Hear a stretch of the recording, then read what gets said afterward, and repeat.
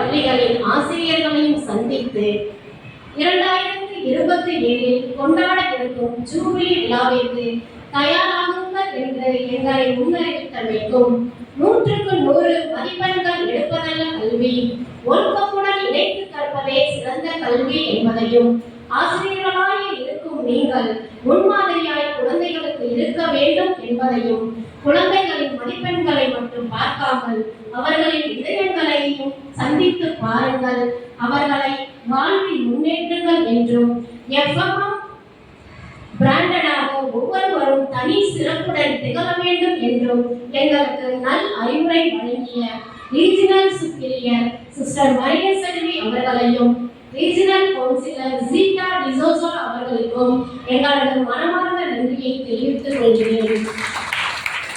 மேலும் ஒவ்வொரு நாளும் எங்களுடனே பயணித்து உழைத்து வரும் அனைத்து அருட் சகோதரிகளுக்கும் எங்கள் அனைவர் சார்பிலும் ஆசிரியர்களாகிய உங்களுக்கும் எனது மனமார்ந்த நன்றியை தெரிவித்துக் கொண்டு விடைபெறுகிறேன். நன்றி.